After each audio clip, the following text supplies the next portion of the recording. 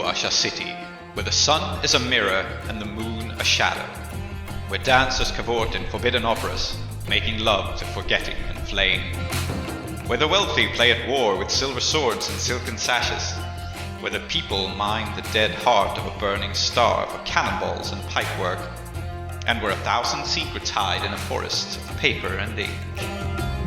Here, the 5 keybearers reside, the 5 who know the secrets of the broken gates of death. 5. 5 only. There is no 6th spire, forlorn and forgotten in the desert. There is no one who looks to the displaced, the poor and destitute and landless, whose ancestry has been stripped from them by foreign looms and foreign sparkcraft, and no one has ever heard of the House of Ending. But this is their story. Their roots pulled up and burned, they stand in filth up to their necks, and that is precisely why they must keep their heads ever high. Welcome to Uduasha, immigrant. May it fear the name of the house you will build. Welcome to Desperate Attune, an actual play podcast about characters with their identities in peril, played by an international cast devoted to fiction-first gaming, collaborative world-building, and complex character drama.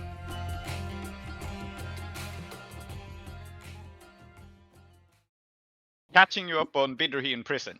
What has happened to Bidrohi in prison is he was, because you have all these prison claims, he was assigned his very own personal butler, essentially, one of the guards that has been paid to keep him happy. And Bidrohi has now learned that this guy is a complete psychopath who beats the shit out of anyone who does not, satisfy the people in the VIP cells. So that was what this was about. Bidrohi caught him in the act of beating an entertainer and convinced him to get the entertainer a doctor and to stop being a psychopath for now. But yes, this guy Samson is Bidrohi's personal guard, and he is a suck-up and a violent man. I convinced him with money, so not with his better instincts. Okay, wait, he's sorry. the opposite Samson of a is gentleman's gentleman. He's a fucker's fucker. okay. Explain that again. Samson is just a prison guard, who's like. Yeah, he is a prison guard who's been assigned to look after Bidrohi, but since Bidrohi has all these prison claims, look after Bidrohi doesn't mean guard him really. It means do whatever Bidrohi wants. Yeah, see, that's why I was a bit confused about it, because it seems like Bidrohi is sort of like a guest of honor almost. Yeah, he is, because you have so many prison claims and stuff that Bidrohi is a VIP in prison. And so his personal guard is also his personal butler, but also not a very nice man. That's the... What a life. You did miss the conversation where Bidrohi underwent some electroshock. Mild therapy. electroshock. Yes. Therapy. Mild Actually, electroshock therapy. I need to be right back here, so if you can catch up, Aadiyat, while I take a brief break, that would be great. It was not electroshock, it was electro-mild surprise. It was when they put the like little cap of electrodes on your head and they'll measure your brain readings. That's what was going on. I've been reading. But Clem went, I'll do it too. But if you do it, I'll do it. I've been watching quite a lot of House recently, which is, I mean, it's a show of all time, and like, I've been really enjoying now, as opposed to in the mid 2000s, recognizing exactly how fucking insane some of these things are. Like, it is. There's an episode of this TV show in which he shoots a corpse in order to see whether a person with a bullet in their brain can undergo an MRI. Mm-hmm. Okay, audience, so the thing with House doesn't matter, but what does matter is wow, the reason. Say that. The reason Bidrohi underwent electrotherapy was because Clem was like, I would like to understand more about this Prince of Endings and maybe give him a new name. So basically work on the new name of the Prince of Endings clock. So Bidrohi was meant electrotherapy. Bidrohi had been briefly possessed by the Prince of Endings when we did the play. In like Yes. I was looking at session 4. I was looking at the House of Ending, the game notes as well. Yeah, there was a. Yep. So, So yeah, Yeah. so the idea was that there'd be some sort of residue there that could potentially help. Mhm. So the electrodes were how that was done. Mhm. Okay. Another mhm. thing that we did that actually is relevant to Mushfiq specifically is that we have. So what Saeeda's done in the downtime is make friends with the Bakshis who run the farm that we took over. Mhm. And one of the key things that happened as a result is that I think Saeeda, and this is something that Mushfiq's interested in as well, I think, is making sure that some of the people in the Catharsis dispossessed get jobs working on the farm. This is why I added you by saying that Mushfiq is now running the YMCA. Oh, I didn't see that actually. Let me look at it and laugh. It just says Mushfiq is running the YMCA. Yeah, it says, but still, since you messaged, that would be good. Clem's got new digs now It's only polite. as well. That's very important. Oh yeah, Clem also has now been adopted by Tamira, and Clem had the first. Clem has been adopted by Tamira. Don't worry about it. No, not as a child. Well, Tamira I was mean that's like, "Hey, you're living. Adult adoption. Hey, babe, I see that you're living in a blacksmith's house. That's not great. Come, let me pamper you." And Clem was like, "Yeah, okay." oh yeah, all right. It's just that adopted isn't the word I'd use when your wife Yeah. asks you to stay with them. It is what you should use when the wife is Tamira. That's true. Okay. hmm And then Clem was like, "I will now fight in the arena in your honor." And then also she- pass on a message to Jai Klev and make Jai Klev go try and ambush us so that we can ambush him back. Smart. Yeah. Mhm. Like that. Haha. Hmm. You thought it was an ambush? No, it was a double ambush. all Very along. clever. So maybe you should think about 2 downtime actions you want to do real quick because we were about to start the score. 2 downtime actions I want to do real quick. Well, the one downtime action that I wanted to do, which would actually need to be a bit of a scene, I think maybe we can do for later. I could just train maybe Actually- real quick. I have to use some resources to heal and stress relief. Relieve my stress. So I have a clock that I apparently have to do every downtime, and I'm worried about what's going to happen if I don't do it this downtime. As much as I'm like, I want to do it, it's literally 1 tick off. So it's kind of like if I neglect it, then it's gonna be bad. What is this clock? It's Read it out for the audience. the clock is a new rival, Severossi Blacksmith, who gives me psychic damage every time I think about them. Okay. Very good. Yeah, don't do that. Just leave it be. Don't do that. Source of blacksmith psychic damage. I see. Yeah, don't do anything about Clem's that. taking psychic damage every day. Yeah, so what's new? This is going to be more. This Yeah, so- isn't just Tamira's psychic damage. This is Remind new. me what the context for this is. When we fought what's his name? Jasper. I took a devil's bargain that I recognised who made his weapons. And decided blood feud. I'm going to briefly step away from the mic, but I'm going to be listening to things because I'm going to go and annoy Plecky. Okay. But yes, Tree, I hope you're okay with Clem framing it as Saeeda's not dying on my watch. I'm going to mercy warn you. Fuck you. You're I getting wish you mercy hadn't warns. said that. Until you said that, I was like, oh yeah, I'm totally for this. But now that you're gonna mercy on me, Mercy you warn's the think you're gonna best mercy victor. on me? She is, but I'm actually gonna Ianthe you. So do with that information what you like. It's going to be messy. It's going to be glorious. I was noodling around, literally writing up an example ritual. I've got rules for it for lictorization, which is going to be fun. We should do it. Oh, so you said Clem and say that we're making friends with the Bakshis whose farm we'd taken over. Saeeda I was, assume it's yeah. a bit more complicated than that because Well, it was like we made clear to them that if they were going to play ball, then they would get some money and they would be relatively like happy. And if they weren't, we would replace them with someone who would be willing to do those things. Mm.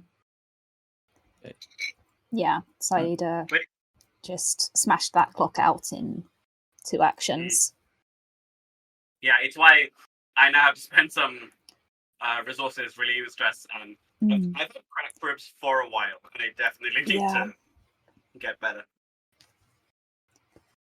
And shit, you know what? I had one more thing I wanted to talk to Bidrohi about. Get me a new Mhm. cloak. But no. Ah, yes. Bidrohi had to talk about how we have to provide enrichment to Saeeda, Mm. You're the one who Well- talked which about is the ball Saeeda. pit. Listen, you came over with a clear agenda, and then you started talking about electroshock therapy for some goddamn reason. Clem got diagnosed. Speedrun. Any Mhm. percent. Mm. At least somebody's getting therapy in the Rising Moon Sword School. Hey, I'm getting therapy. I'm getting my God is going to manifest in the world, and therefore nothing I do can ever be wrong therapy. Oh. How much do you... Is that on insurance? It's or do you have free. to, like, do a... Oh, sick. Yeah, because I do it to myself. Mm. Self-directed. Yep. Fantastic. We should Howdy, keep I'm this in the back. Patreon cut. Mm. Yes. Hypers. Hello. Having a normal Before we one. jump to the score, I wanted to do some healing, and I think Aadiyat has some ideas of what Mushfiq can do. Well, I don't know about having ideas for what Mushfiq can do. It was That was meant to be Well, manifesting I mean, the I reality think I want to see into the world. Mushfiq can attend the table burning. I don't think there's any problem with that. oh Yeah. yeah. Oh, I know. There's an obvious thing I can do with my downtime actions, which is heal. Yeah. So Ah, yes, downtime. Yeah. so let's So just Mushfiq is healing during downtime action. yeah. I've Very got good. 3 ticks left on that. So number of dice who are we healing with? We've got Aaron's an expert, so if you use him, it'll be tier +1. okay. Yeah, It's Aaron has 3 3 dice dice. for Aaron. All right. 5, 3, 5. That is 2 ticks. Yes, it is. Okay. And let's just roll again, and I'll be fully healed for sure. Yay, we did it. And Okay. I'm gonna use some rep to do the actions because it's possible that I will need the coin to up the results if I roll badly. But we only have 3 rep, but because we're doing somewhat okay for rep, I hope it's okay. But Yeah. basically, I really don't want to fight this guy with cracked ribs. It's gonna be bad. Yeah. So, you know what? Let's say I am also going to Aaron. So I guess like what's happening is that Mushfiq and I are gonna see Aaron after he does this weird electroshock therapy thing. Okay. Which I find quite funny. So healing. I actually take an extra die when I heal because I have a special ability. So I will roll 4 dice. Still a 4, just 2 Yeah. ticks. I'm going to burn another. No, I will burn 2 stash. I'm gonna roll this again. It'll be 4 dice again. That's a 6. So that is 3 ticks. So 1 will finish, and then I always have 1 fully thing. So I'll go back to 2, and then I'll spend another. I'm basically spending all my money to make sure that I'm healed. So I've done that. I'm now destitute again. Oh, and then I'm gonna spend my last 2 coins eating a mango. Sorry. So now gonna eat a mango, and it was a nice mango, so I clear 5. Now I'm done. Okay. So I was away while you guys discussed what to do, but are we still set up for a score? Yeah. Mm-hmm. I was thinking for this rival clock, what's going to happen if I don't do anything on that this session? For the rival clock. Yeah. You know what? That's a good point. I still can't access the clocks because Roll20 is not working for me. But Let me just flash it up for you. Can you see? yeah, thank you. Yes, thank you. So I think the main thing. So this blacksmith did not work for Tamira. That was we established that Tamira No. knew something, but they don't. You don't actually know who this person works for. So the thing that is going to happen primarily is that if you don't do anything about this now, yeah, it makes. I've actually forgotten about the faction clocks. Let me just tick a little bit.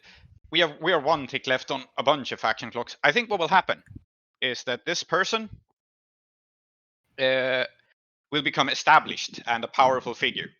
So basically, what will happen is, for now, this rival is just a Severosi blacksmith in town. They are working on a project. If you don't finish this, they're going to get tied to a tier 4 faction. To not spoil which one it is, but they will basically find steady employment. Fuck no. I'm going to get there first. Mm-hmm. So I'm going to spend some of my stash as well. Spend my two stash to hunt them down. Fuck it. I've never done. I'm going to do a hunt. Yeah. I'm going to track them down and find out who they are and make it very clear they're not to be fucking around anymore with our bloodline secrets. Mm-hmm. Yeah, which they have sold out. Uh-huh. Fantastic. Yeah, I'll just do a quick fortune roll. No dice. That's 2 ticks on that. Mm-hmm. But it is finished. Okay. So yes, there is another Severosi blacksmith carrying the Severosi legacy in Udwasha on the run from something. Much like you. So this person is, well, you know, Severosi people are not just blacksmiths, right? You have there. It's a very high ranking and honored profession. And so this person's name is Baldwin Molay. Baldwin of the House Molay. And Baldwin. Damn, he's got a surname. Yeah. Serious fellow. Yes. And yes, this person has been looking for employment in the city. Has yet to find it because you've interrupted this now. But is looking to essentially establish. I think the interesting thing about Baldwin, and the thing that he is ambivalating about, is whether to side with the Akorosi or with the demon houses. And so I think the person that he was about to get employment with is actually House Ashcroft, who is looking for skilled craftspeople to work on the airship, and who could certainly be helped along by someone who is very, very good at working iron. But of course, he's also being courted by the demon houses. He's been laying low and playing a kind of quiet game, but put out feelers among a lot of very powerful and influential factions. Excellent. I think, I think in terms of time we'll leave it, but we will assume Clem does something morally ambivalent about this. Well, we will see. We can return to it. I think you finishing the clock is enough that, like, if you hadn't finished the clock, you wouldn't know about this person making a play and actually signing a contract. Now, if it's about to happen, you will know about it because you know who they are. Fantastic. So it does not necessarily happen like after this session. You have some time to deal with it. But it is now a danger that you are aware of, and you may add Baldwin as a rival. Great. Love to finish a long-term project to get a rival. Yes. Well, yeah, this was already kind of a rival that was established. You just didn't know who they were. So. Yeah. Find this guy. Okay. Yes. Okay.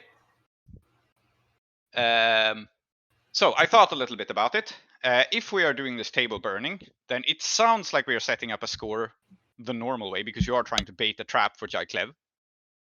And as for Bidrohi, there's like a 50-50 that meeting Samhorse will lead to action, like it might. It might be a tense and exciting thing, and it might not. And if it is not, then I think, Bidrohi, are you cool with playing the spider and participating in this score from afar for the rest of the session?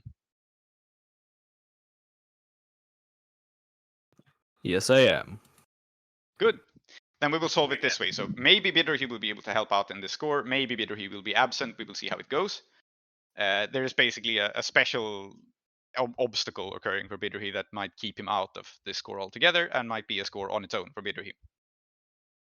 I think that's a sensible way to handle someone being in prison. For now, we will get back to what the next step is precisely. But then, because you are actually planning for Klev, I was planning to just not do an engagement roll. But because you are planning to bait the trap, I think it is now, in fact, a score of sorts. It's some sort of sabotage operation, I think. Like laying a trap. Yeah. And so, it's burning a table, which is kind of like burning a table is what you actually want to do, but that is kind of incidental to setting a trap for Klev. So just bearing that in mind, is this operation particularly bold or daring? Trying to bait a trap for the Master Swordsman of the Falling Star School. Yes. I think it is bold and daring. Yep. This is fair. So it's 2 dice then, because you start with 1 and +1. Is this operation overly complex? No. No. It's not very complex. You want him to show up by the Udu. It's in a dangerous location, but there's no inherent complexity. Does the plan's detail expose a vulnerability of the target or hit them where they're weakest? I don't think so, nor is he strong against this approach. Like, you have a trap insofar as you pick the location, but I don't think there's strength or weakness in either of your favor. Friends or contacts? Anyone providing aid or insight for this operation? Do you have any friends or contacts that might be able to help? I do not. No. Okay. I mean, Sharia took us around the Cat's Cradle, right? Which is right by That is true. Udu. Like Yeah. a while ago. Yeah. Not specifically, but we do have knowledge So- of the area. That's Here true. is the thing. You can Mm. call upon Shariar to get you to the Udu. You have the form and everything. Yeah. But I will flag that if you volunteer Shariar for this, he will be in danger. He was already in danger because you killed the demon in his presence. So Yeah. you can call on aid from him, absolutely, but it will endanger him quite seriously. This is So do yeah. you still This wish is to do it? actually This is actually Yeah. why I'm thinking I don't want to, because he it's so strange, right? Like Saeeda seems like such a, pardon my French, cunt sometimes. But like I think they really don't want anything to happen to Sharia. Like, Sharia's been nothing but cool at all times. So I think I'll just send a message saying I'm gonna do this and using the form and stay away. Yeah. All right. Any enemies or rivals interfering? Do you think that a medium boss of House Ansarek might be interested in a fight between two sword schools? Iskander? Yeah, he may well. Yeah. His I whole don't thing even is- necessarily think this is like him trying to sabotage us. I just feel like it's an additional complication that we don't need, but may well occur. Yeah, I think it's fair to subtract the dice for Iskander. I'm not sure entirely how he will get involved, but we can do it. So I mean, that it puts could us just as be one. as simple as making the form less useful. You could just like call somebody and be like, "Hey, I want to see what'll happen if the form seems to have a mistake." Lol, or whatever. Yeah. And, He might make. I think in this case, he will make the engagement roll more difficult. He probably will not show up personally in the score. Yeah, Just flagging that makes sense. All right, Yeah. so that's at 1 die, and then are there any other elements you want to consider? I think there are factors that cancel out now. This is a dangerous location, but it's dangerous for the both of you. You have the forms and everything prepared, and you like laid a trap for Klev, but he's also like, it's not a trap where he's not expecting a trap. So I think it's a comfortable 1 die. Great. I would like to roll this die. Is this an assault? No. I don't think it is. Well, unless we're You're assaulting not. the desk. I don't know what No, you guys are doing. No, it It is not sounds an like assault. an occult score to me. Yeah, it's an occult score / like maybe a little bit of sabotage, maybe a little bit of like an assassination, but it's definitely not an assault. You're not assaulting a protected location. So That makes sense. Okay, so I will roll 1 die for engagement. yes, please do. I rolled a 4. You rolled a 4. Which is better than a 1 to 3. Yes, so it's That's how risky. numbers work. Okay. So we are setting this up. First of all, let me tell me where the score will begin, and then we can go to load and everything. So a little bit of a prologue for the score before the actual thing begins is Saeeda, you go down to the cat's cradle and you approach the well. And you have this form with you that you have carried with you since the start of the score. It's been relevant a total of 1 times. Yep. But now it is highly important because it's what lets you do this at all. Yeah. So you have the cohort along, presumably to carry the table because it's quite heavy. Yeah, I can't carry it on my own, and also, Baldmurad is actually like invested in the table, right? So it's really important that he's here in addition to like everybody else. And you don't quite know at first who to show this form to, but you are guided through the cradle, and the person to take and see the form is, I think, like it's a bureaucrat, but it's also a wizard of the well, and it is a very, very old woman. She sits. There's not like a toll booth or anything. Rather, I think it is like stair steps, as if leading up to a temple that leads straight towards the edge of the well. So the image here is that it looks like there was one of these elegant, elaborate temples with beautiful stair steps and like decorative statues along each step of the stairs. And then it looks like the temple itself just melted away. Like, or maybe the rest of it has been destroyed by the well. Yeah, maybe like a star fell from the heavens. Yeah. Like fucking. Yeah. Absolutely. Yeah. And so beyond this is just like a hellscape, basically. Beyond this is intense heat. There's still ground beyond it. Some stuff has been built and reshaped. But basically, like, there are only the ruins of the first temple beyond. Yeah. So imagine this environment of like pillars raising up from a sea of fire, crumbling, like platforms and structures, everything intensely damaged. But somehow the stairs are still pristine. And this old woman sits at the stairs, and she is the person to whom you submit a form. And it's one of those things, it looks like you could just walk past her what she's going to do, but she's a wizard of the well. And let's paint the scene a little bit about this guardian, this woman. All she does is check the form, but I think it's significant enough to get some Absolutely some impact on her. So I will begin by asking Saeeda, what do you see when you look into her eyes? Oh man, I think that if you see her and you saw her on the street somewhere, you would be like, "Oh, old woman," and she looks normal, and her eyes look like an old woman's eyes. But here, I think that you see total and utter blackness, because the only way you can withstand being this close to the well for this long is to guard yourself against looking into it. Because presumably, if you look into the well for too long, the well will look back at you. And so she is one of the reasons that it seems that you could just walk past her is that it seems like maybe she's blind. Maybe she can't even see anything. Yeah. But she will look up to check this form. And Clem, what obvious signs of asceticism that this woman has practiced are visible on her body or her clothes?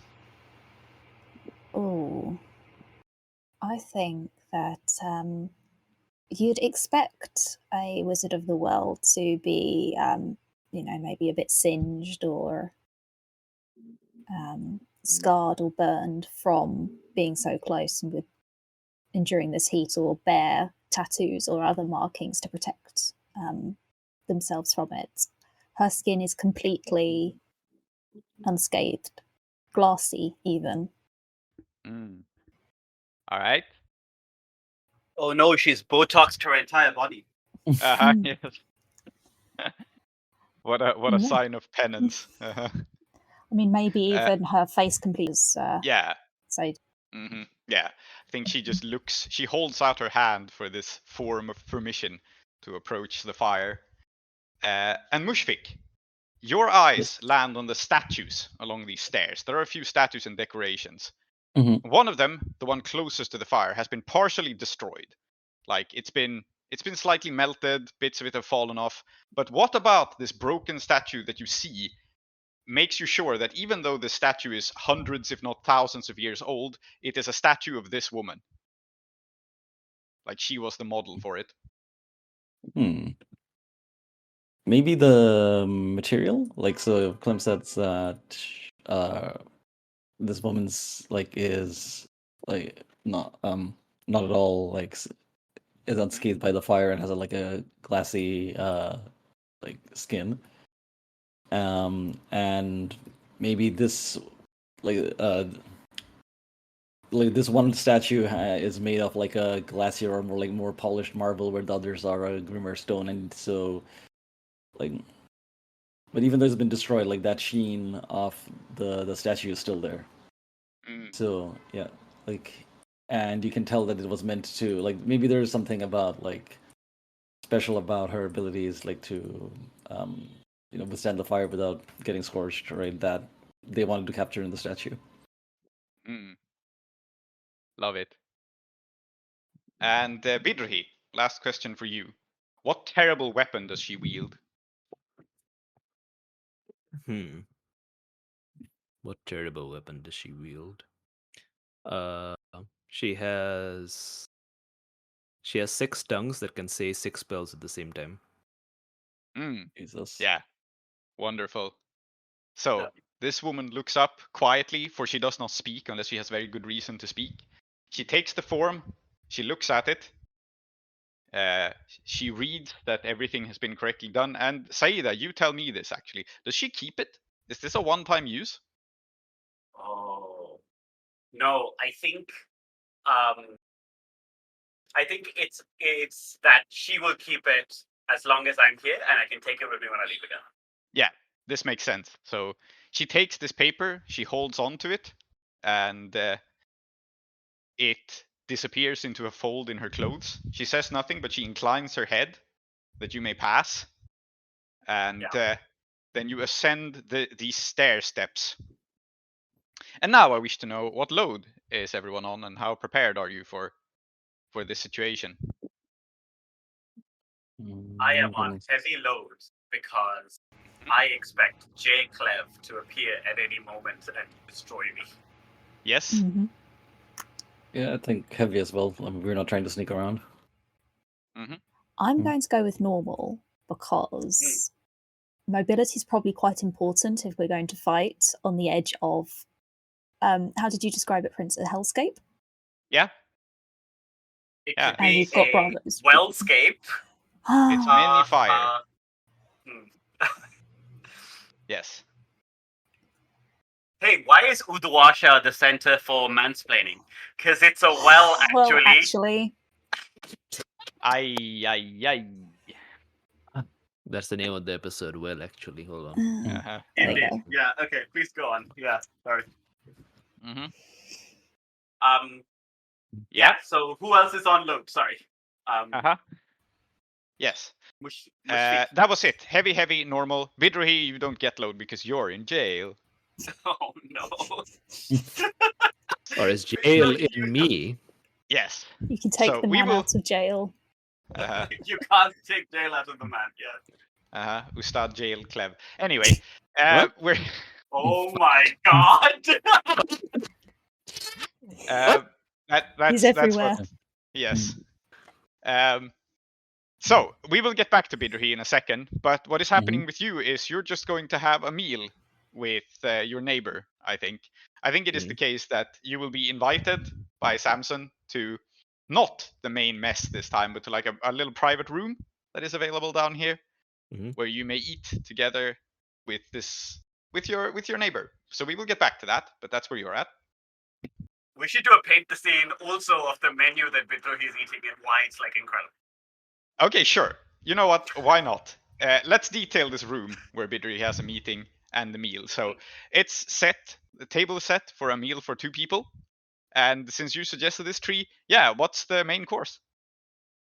Oh man, I think it's a delicacy that Bidrohi's never had before. I think it is a whole roasted and cooked eel from a canal or river somewhere in Akaros that presumably has not been completely polluted by electroplasm.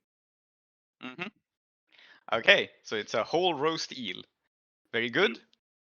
Clem, I don't there are know if paintings. this is good, by the way. I cannot. I have no idea if anybody eats this. But Yeah. Eel? Eel is good. Uh-huh. Yeah, eel is good. Oh yeah, it's good.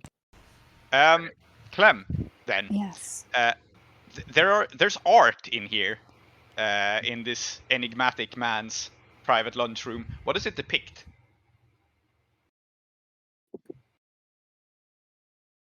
Oh, I think idyllic countryside scenes from all over the Shattered Isles. And I think there's one that frames his head, and it's supposedly of Titros. Mm. Yes. I like that. Okay. Mushfiq, then. Yes. Moving on to what else is at this beautiful dinner table. What I will give you two because the one I have is not that interesting. So, Mhm. what are they drinking? What is being served in the glasses, and what else decorates the table standing among the glasses? What are they drinking? You know what I'm in?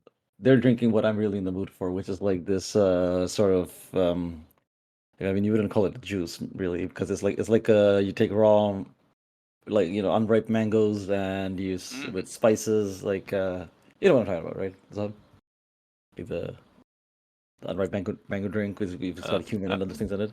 I was washing some raspberries in the sink. Sorry. Uh-huh. So basically just a mango.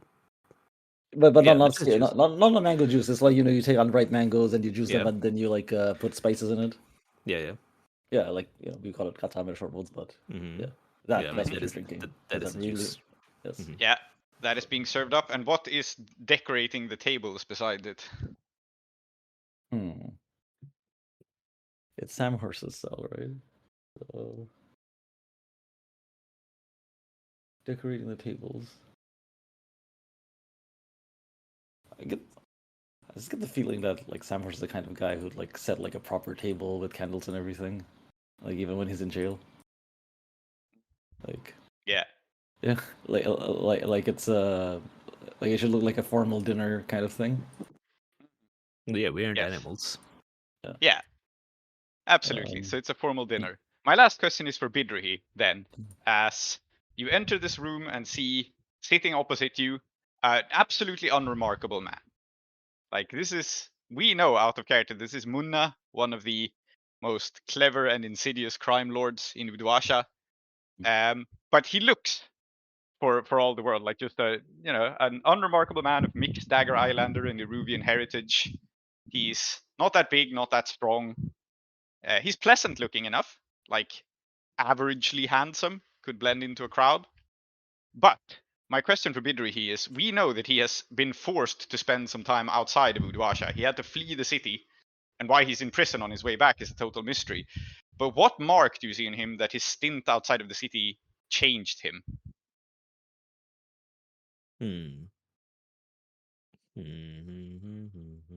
Yeah. Let's see. I think when he smiles, his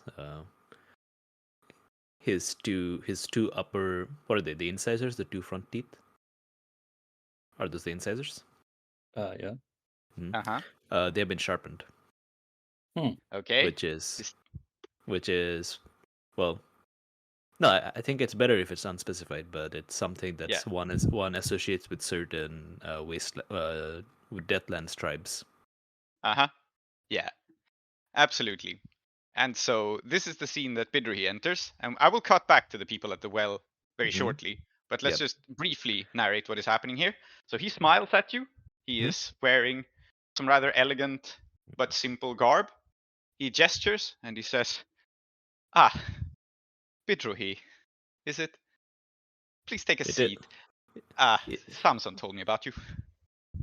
Excellent. Nice teeth, boss. Thank you. I want you to know, I had nothing to do with that awful incident of the young boy getting injured. I was terribly bored. I was looking for entertainment, and I happened to tell Mr. Samson that I wasn't entirely pleased with the performance, and apparently he interpreted that as him needing to do something about it. That wasn't at all my intention. I must have made a horrible first impression on you. I'm so sorry. It's Hmm. not at all me, I assure you. Samsung seems to be like all about like going that above and beyond. You know, that sort of service. Yes, unfortunately, I prefer it when communication is clear, people get along, everyone understands what's being said, and I hope we can get along on the good foot, since it seems we'll be spending a few months together, and I like to get to know the people around me. Now, the food's really good. I didn't have Samson get it. I don't know that I trust him anymore, but I have other people. Okay. I hope you like it. Damn. An entire eel for us. Oh my god. And holy shit, this mango. Oh, this is a blackwood mango. Yes, it is. Hmm. I'm glad you noticed, he says, and he smiles at you. And he is the most sympathetic and charming man you've ever met, and you really like him. Would you like to resist that? Yes, I would also like to do a flashback, but first I'm going to resist it. Yep. Very good. I forgot that was his superpower. Yes. Yeah. Mhm. He is described as a nearly supernaturally charming man, so I'm leading into Yeah, that. he When you is, meet yeah. him, you like him. Unless you resist it, you do. It's just Yeah, how it yeah. is. Let me quickly check something. Give me a second. Mhm.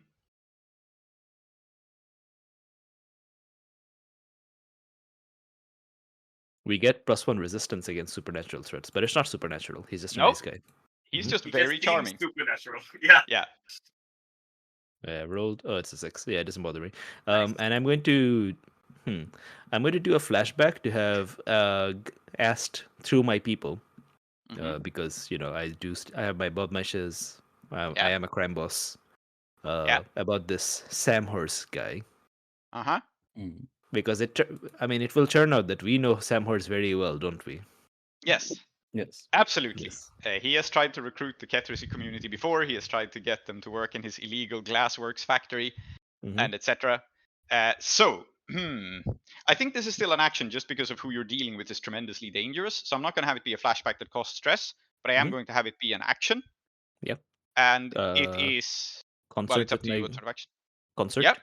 Mhm. Yes. Absolutely. And I will call it a flat risky standard because that's what the engagement role tells me. The standard effect is you will know his entire history with the Kettersi community, which he Mhm. is sort of returning to, piecing this together. The risk is that he will know things about you. He will know a lot about you, actually. Okay. Can that be my devil's bargain? That he knows a lot about you? Yeah. I You think it just just want makes that to sense. happen? Yeah. I think Okay. it just makes sense. Sure. Absolutely. So then it's still risky standard, but there will be a different consequence? That he has some sort of Yeah, leverage, okay. perhaps. Yeah, I was about to say. I think if you're going for this, then the risky consequence is that he has pretty strong leverage on you if you generate the consequence. Okay. Does this make sense to be a group action with the Badmashes, or does it make more sense for it to be like concerting with the Badmashes? It's Like more using- consorting with the Badmashes. I don't Okay. think they help you out as a group action here. Cool. Risky standard with a bonus dice. I don't have any relevant bonuses. Okay, let's go. It's a 6. It's a 6. Okay, wonderful. Wow. So yes, you know about this man's history. He knows a lot about you. He is indirectly responsible for Ramu's death. So Mm-hmm. I think, yeah, I'm like, I you know, Mhm. I start eating a little bit of the fish. Help myself to some of the mangoes. I think I also serve him. Mhm. And then I say, you know, Mr. Moon, I've been looking forward to meeting you for a long time. Likewise, that feeling is actually entirely mutual. It's been some time since I was back in the city. A lot has changed, an awful lot has changed. But, alas, I found the dusty road carried me back Into a jail home cell? again. Yes, unfortunately. I had some time to sit off on the bench, so to speak. Do you like roofball? It's a little bit of a roofball term, of course. They're more often on rafters than benches. I mean, we're more like everyone in Kethris is supposed to be Gugu Gaga over cricket, but like, I mean, I'm an Urdu Asha guy. Roofball, yeah, I follow. Hmm. Yeah, well, I missed roofball, let me tell you that. It's a wonderful sport. Not a lot of roofball happening in here. No, regrettably. Maybe we can watch a match from one of the towers sometime if one of them happens nearby. I'm sure it can be arranged. Yeah, and I think, I think we're having this conversation, but of course, it's a conversation where there's unspoken things happening, right? Yeah, I think so. absolutely. Yeah. Although you can't really pick up on them because Yeah. this guy is good enough that he is just having a perfectly cordial time, Yeah, of course. or at least he seems to. Mhm. I think we'll cut away from Yeah. Bidrohi there, though, unless you have something more immediate. I think it's a good point to cut. You have a pleasant conversation. I think one thing that I will mention is that. Mhm. So you'll obviously be aware that the reason that that I'm not looking at the roof ball myself right now is because I got into an entanglement with the hive, Yes. whom I understand you have some problems with. Yes. Hmm. And he just, I think, yeah, he just says yes, and he smiles, and he's going to explain more about this, perhaps. Yeah, But we will excellent. cut away first. So, Cool. while this is happening, Saeeda, you and the cohort are hauling this table up the stairs towards the well. And the first challenge that's coming your way is not necessarily a problem for any of the PCs, though you can certainly take actions to deal with it. It is the intense heat that is making like your cohort is struggling with this because it's a heavy table. They're strong and they're fit people, but it's pretty long stairs. And going up this, carrying the table, they are soaked in sweat. This is not like hot enough to burn yet, but we're talking like sauna level heat. Yeah. And so they might actually faint from exhaustion before they get it all the way to the top of the stairs. That's the first simple obstacle you have to deal with here. Yeah, that makes sense. I think that I would like to do something stupid.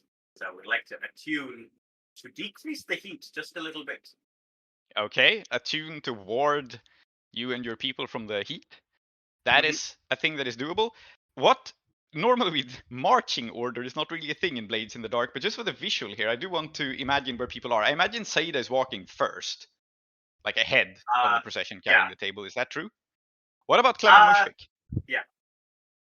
I just thought that Clem and Mushfiq would be helping carry the table as well. As Okay, yeah. The muscle of the group. Yeah. Makes sense. So you and Bald Murad and Pilot and whoever else is strong enough to help carry it. Makes sense. So Saeeda walking up front with their hands free. You may do this thing and ward people. Ooh, I have an idea. I mean, Saeeda can do her thing too, but the table, like, there is. Did we ever establish whether, like, the ancestor souls in the, that are in the trees, like, are they dead in this table, or can you still find like some spiritual energy? There's still spiritual energy in the wood. It got released upon burning. So I think it's very, very much lessened. Like, right, when the trees are alive, they're like spiritual entities. Now they are very much weakened, but there is still something in the table, yes. But surely being next to the Udu means not anymore. Yes. I think these spirits are quickening. That much is true. In fact, maybe, if I may suggest it, I think like the PCs are also starting to feel it too. Okay. Now, my plan was to attune the spirits in the table to help, carry the table itself. Like, just levitate for a bit. That is so good. I think that's quite a cool, maybe a group action to do that. Yeah. Okay.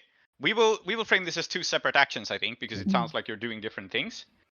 So, Clem and Mushfiq, you are doing this as a group action. It's attune. It's risky standard. And the reason it's standard is that it's working with the well. Like, the well is trying to draw these spirits out and awaken them. So, you're working with the thing. Saeeda, you have risky limited because you're working against the well, whose instinct is to Yes. burn stuff. That makes sense. Uh-huh. Is limited effect here enough to set Mushfiq and Clementine up? Well, yeah. Essentially, it is. I don't think with limited effect that's basically all you will accomplish. Like Yeah. this will still suck, and your cohort will still feel really bad, but there will be a window for them to like successfully Yeah. channel the spirits to help. Yeah, so I guess the limited effect may mean that like I'll set them up, and then if they don't manage it, then I will lose my grip as well. Yeah. Rather than it just being like an ongoing effect. Yeah, I think that's fine. Mhm. So risky, limited. I am going to roll. I don't think I have anything, and it's early. It's early in the score. There's going to be so many desperate Attune rolls to come. There is no need. Yes. Yeah. I do have a I'm devil's just gonna- bargain for you though, if you want it. Go on. Oh yeah. And the devil's bargain here is to use your own body as a shield and draw some of the well fire into yourself. Oh. Yes. You I can basically mean- act as a heat sink for the rest of the people. 100%. Some Is of this the calm? heat. This will be, yeah, I think I'm framing this as a level 1 harm, just really fucking hot. Yes. It will have other consequences beside that, but the immediate effect of it is just like you start to get weakened by just being overheated. It's like how in BattleTech, if you use too many weapons at once, you overheat. Yes. Something like this. Yeah. Very good. I will take it. So risky, limited, 4 dice, because I get one bonus. It's a 6. It's a 6. So, there is no further ill effect from this, but you have a level 1 harm overheated, and the other thing that you sense is the fire's relationship to the Prince of Endings, whose second name you have now found out. Yes. I want to point out it is from these. It will be revealed at a suitable time. I think that's the coolest way to play it, but you know the second name now. But tell me, how does this Wellfire feel about the Prince of Endings and vice versa? I think that this is probably heresy in many ways, but I think that for the sheer raw energy that exists in the well, even such things as the demon princes, even such things as the Prince of Endings are not important enough for them to care about. Yes. I think this is true. The fire just is.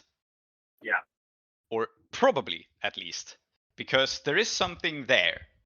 As you draw the Wellfire into yourself, there is some sort of reaction. But maybe that is the prince to the fire. Maybe even the demon princes fear what is in the well.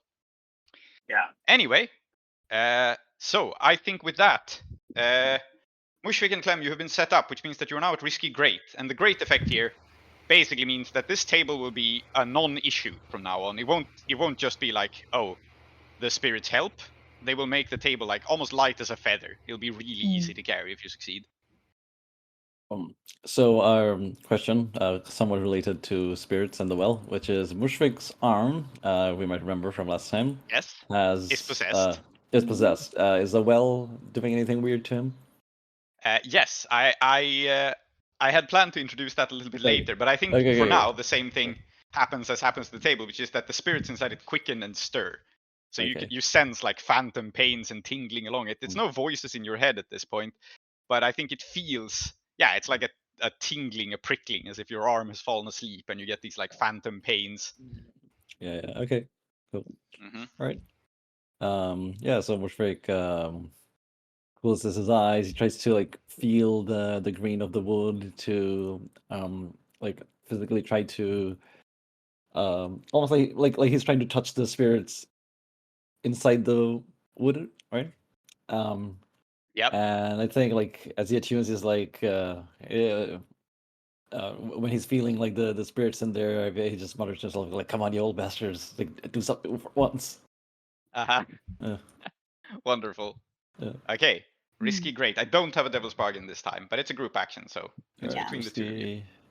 Yeah, I think Clem's just following Mushfiq's example. here. I think I'm gonna push myself for an extra die as well. Okay. So, We have synchronized, so if you both roll sixes, Mm. it's a crit. Don't yeah. don't jinx it. Don't jinx it. Yeah, you're right.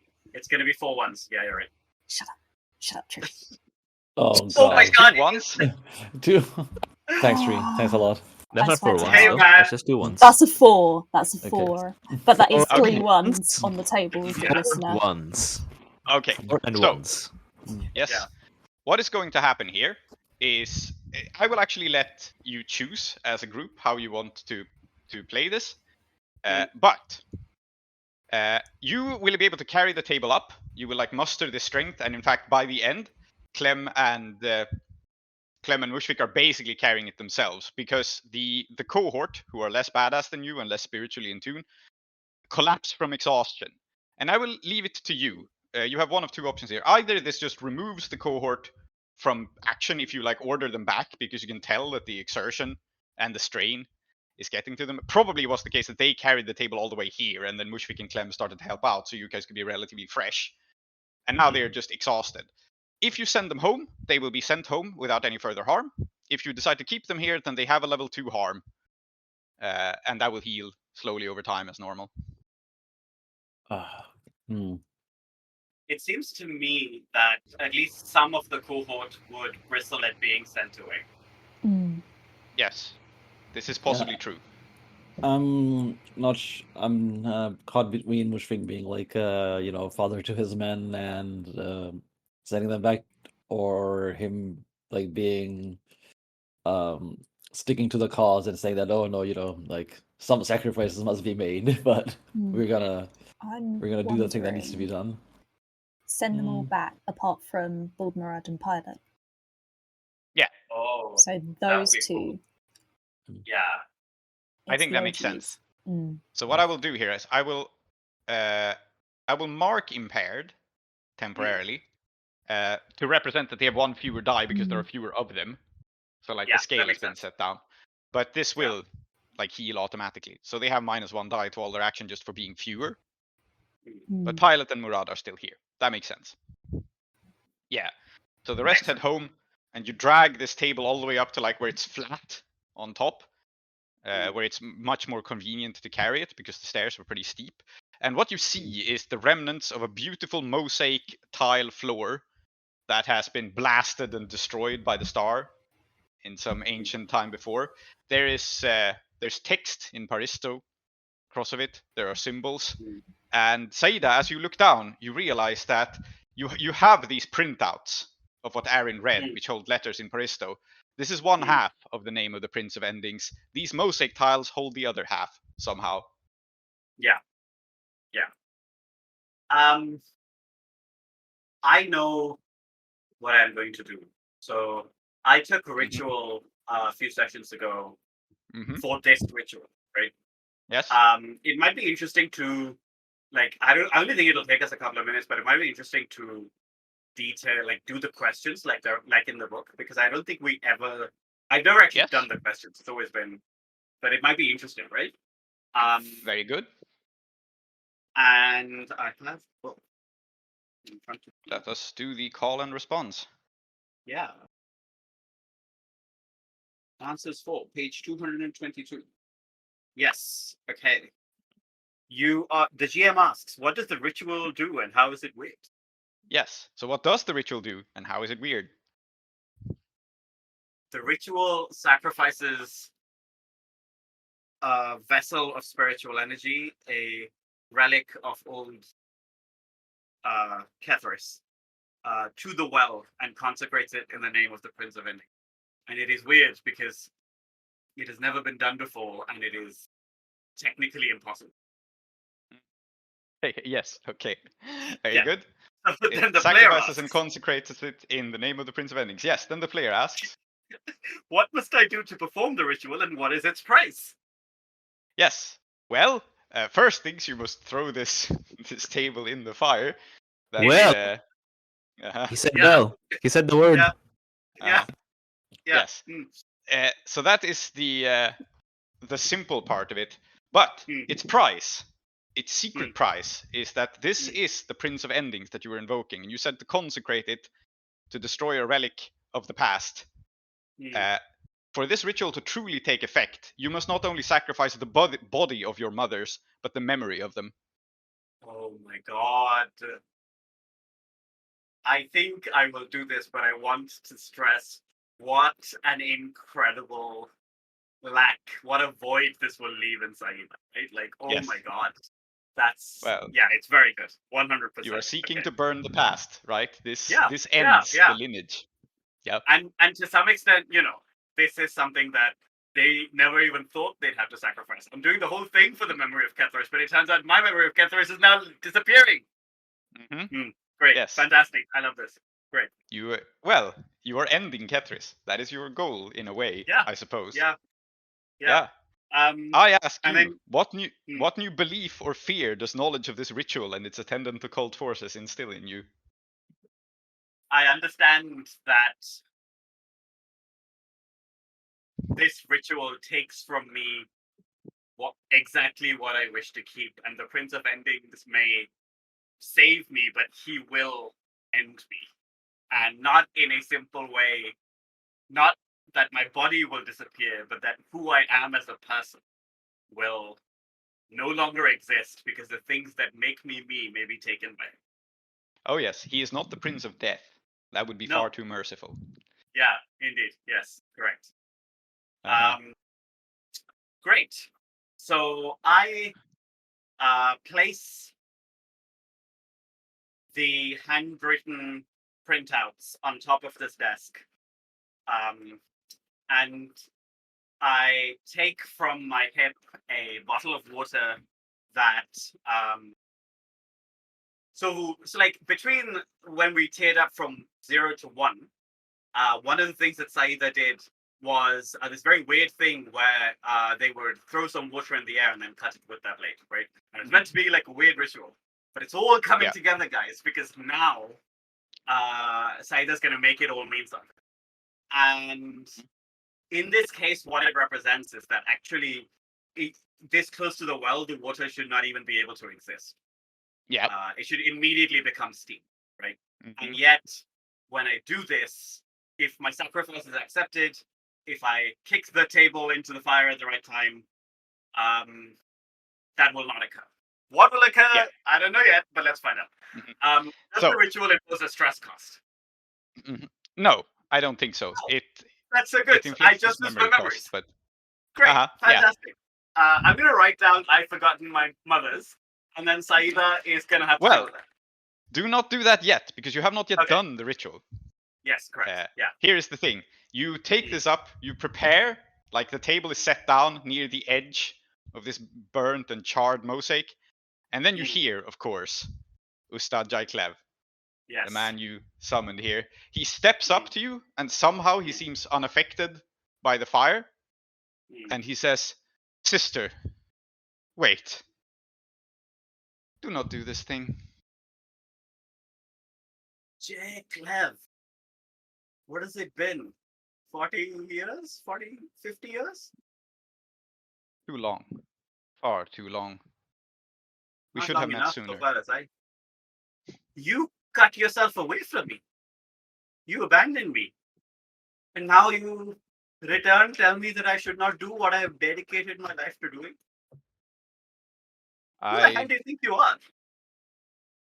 Also, his I daughter admit my- died. Yes. Well, I do loads of people I love died too. He doesn't care about that. Yeah. Sorry. He says, "I admit my mistake. I should not have sent you off the way I did. I see that I made you far more dangerous. I should have kept you by my side or ended you. I accept this." 45 years too late. Sorry, I keep forgetting that Saeeda speaks like this. My code switching's been weird all session. Saeeda will say, 45 years too late, you've realized, huh? If you wish to stop me, you will have to do it now. You will have to do it physically. And you will have to do it faster than I can kick this table into the well. And I am just gonna try to kick. And I understand that it's going to be desperate and it's possible I'll have to resist to even do this before he reacts. Yeah. I think that he is very fast and he is going to try to stop you from doing this. Absolutely. I think, however, he is far enough away from you that he cannot just act first. So you have space to do this. He can, however, talk first. Yes. And so he will say this as he rushes towards you. He says like, I will not permit you to forget who you are. I will not permit you this sacrifice.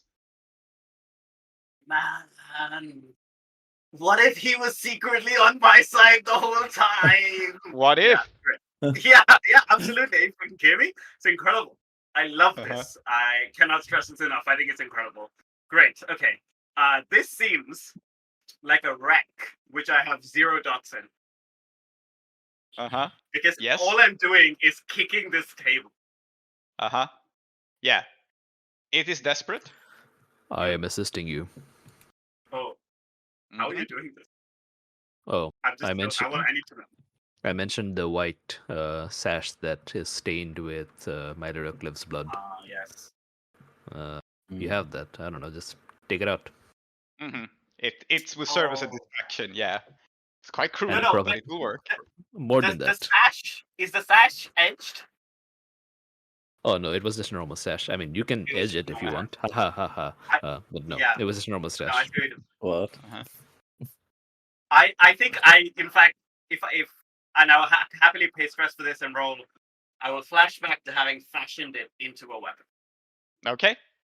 Very good. I think this will cost you 2 stress because it is somewhat. That's totally fine. Yeah. And it's stressful, man. Yeah, absolutely. That's really perfect. So he will notice, I guess, that's the sash I have wrapped around me. In fact, I have not touched Samum's sash since Samum died. Yeah. So yeah, don't worry about it. Great. I've been using a replacement ever since. Yeah. So now I will use this. Okay. So desperate. Do I have standard effect here? Yes, I think you have standard effect. You can kick it into the well. It would be boring to have this be limited and have it be like glide down to be on the edge. That makes sense. I have 5 playbook XP and 2 prowess. I'm gonna spend 3 of my XP. No, 4 to fill this track and get 1 dot in rank. Okay. I think it is very appropriate. Fair enough. In this moment, you have learned destruction. Yeah. Until now, I've only known killing. Now I begin to understand ending. Yes.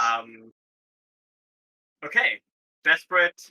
Oh yeah, because I have to spend 4 because the XP from rolling this wreck doesn't count here. Yes. Standard. I'm gonna push myself for a die. Is this something? Are we close enough to help you? You tell me. But I think if you're close enough to help me, you're close enough to be fucked over by a man who can definitely take all 5 of us. Yeah. 5 on 1, no problem. Yeah. Bidrohi already assisted. I think we will leave it at that for now. Like, you guys can definitely do something after this. We can also always have teamwork, regardless of distance now. Yeah. Oh, that is true. Yeah. I'm also, I think, generally, it's probably, like, mechanically correct and more efficient to only mark your special armor to resist instead of pushing. But I'm going to mark wooded here to also push for effect. Okay. So I'm at desperate great with 1 bonus die. Yep. And okay. With great effect, you will simply take him entirely by surprise here. So I think he will also get surprised by how quickly you do this. Makes sense. And I do think that, like, there is a part of Saeeda that wants to have this conversation, that wants to do this face-off. And there's a part of them that knows very well that the longer Klev talks, the more likely it is I don't do this. Yes. So I gotta do it now. Desperate. Great. 1 bonus die. Come on. 2 2s. Oh. Oh. Good. Glorious. Yes. So, what happens is Ustadjai Klev runs at you, and like, he's an old man. We haven't actually seen him before, but he's an old man with a snowy beard. He wears a turban. He is, for all the world, like, kind of on his face. Yeah. He is a pretty humble-looking man, and he moves now with incredible speed. And what he does is that he leaps up on top of the table as it stands on the edge of the well fire and kicks you in the face, knocking you back and away from it. Very And so the two things that happen is you only take a level 2 harm from being kicked Only in the level face. 2 from Yes. face kick, yes. Yes, because Very he has not actually used his sword. He has not gone for the killing blow. But the other consequence that happens is that he will like establish a zone of control around the table, and now anyone who even approaches the table will be attacked first. So this is a you have separate to resist consequence to that can get be to it. resisted, but Yeah. like getting near the table, he will essentially attack of opportunity you before you can do anything. Yeah, I think I love to make things difficult for myself, as everybody on this podcast does. So I think, in fact, probably what happened is that as I was kicked, I tried to draw the sash, and the sash fell apart in my hand. And I just think to myself that I am not kidding. And I would like to resist. I think zone of control is very cool, so instead I will just resist the being kicked in the face. Okay. So that's prize? Yes. Then I think you just dodge backwards rather than being kicked in the face. Let's say this fully resists it. I don't want to get into. So you dodge backwards. You basically realize that I can't win this shit. You let go of the table and you flinch backwards. Yeah. And I mean, I think we can say that like the resisted consequence is that like I lost the sash, didn't end up working. So and let's up the stakes on what it means for zone of control. May I have a suggestion for what it might look like? Essentially, like he hasn't drawn his sword, and his sword is like at his side, right? Yeah. The zone of control looks like I think like people can. There's like things like if there's like I don't know a fly or something moving, or like there's wind or so on. There's like this sort of like strange sort of like noise that's in like this small sphere around the table, where everything is being cut all the time. Oh, is it like that moment in Rurouni Kenshin when he's fighting Shishio? I don't remember. This is like a lot of things. It is like that. Yeah, 100%. Yeah, he cuts down everything that approaches, no matter what it is, just on instinct, right? Like that fly over there might be a projectile, it might be a small poison dart, so I better cut it apart.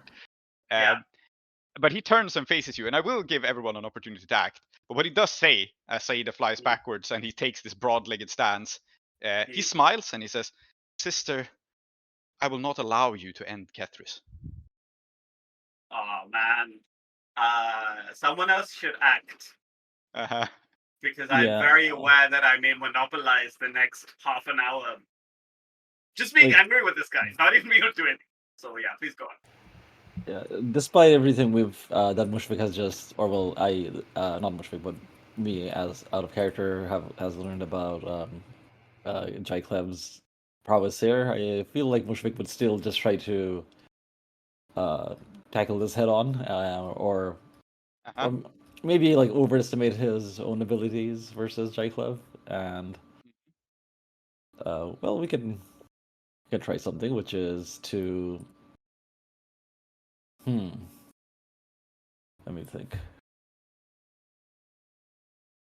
Like, I think what we will try to do, like as the opening salvo, is rush towards Klev, and right before entering the zone of control that he's got, try to fire some of the. He's got a little chakram thrower on his prosthetic arm. To to draw the swords and then find a gap to attack through. Very good. So here's what he will do as he sees this. You rush towards him.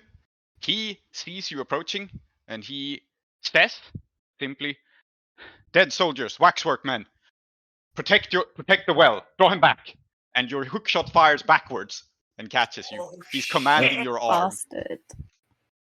And then you can resist this, but if you don't, you will hookshot yourself into a wall. Oh. And he's still pulling his punches because you could be hookshotted into the well. Yes. Yeah, he is pulling his punches. He is ordering your arm not to approach, and it is going to follow that order because this is a man with natural gravitas and authority. Mm, mm. Yeah. Okay. I'll.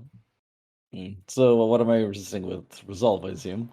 Yes, you can resist with resolve, but even if you resist this, what is happening is the spirits in your arm are awakened, and they are Uduashan patriots because they're from here. So. Oh. Oh my god! Okay. Cool. Let's resist and see. Nice. The It's a 6. Yeah, it's a 6. Yeah. All right. Then I think like you fight this, so you have space for an action. Yeah. So. You can fire the chakram and try to move in. It's up to you what sort of action it is. Okay. Yeah, I think Mushfiq resists by also being a commander, because and then he's got acquainted with the souls in his arm. One assumes, right? It's been some time. Yeah. And he goes something like, "Kunal, Anjali, Vala, don't turn on me now." You're saying those names like you're a teacher calling it attendance. Yes. Yeah. Excellent. Yeah. Well, Mushfiq's learned from the best, right? Yeah. Well, there's power in names. Yeah. Okay. So, what sort of action do you think it is? It sounds like a skirmish to me. Yeah. To like engage him and get onto the table. All right. So, what are the position and effect? Okay, so it's standard effect in that it gets you into melee range with him, and you will be sword fighting him. And I think with standard effect, that's actually all you get. You don't get to contribute towards the clock of actually defeating him. You just get to be in melee combat with him. And it's desperate. Ooh. You've got So it's desperate standard. between heartbeats, right? Yeah, I was gonna say I've got between heartbeats. So if I push myself, I should be able to at least temporarily keep up with Klev and let someone else come in. Yes. Oh man. Yes, Yeah, occupy him fully. Yes, if you push yourself to do this, then you will occupy him fully. So you will get into range, you will occupy him fully, and you will have a bonus dice. All right. It is still desperate, though. But you roll a 6. So, Nice. it goes as you say. You fire the chakrams at him, you draw the sword. He can't stop you from leaping up on the table. He crosses blades with you, and you are now in a sword fight. This is, like, distracting enough to him that he can't pay attention to Clem, though he still does pay attention to Saeeda, and we'll continue the conversation with her. But Clem, Oh my god. you have a moment. Okay. Well. I think Clem moves forward.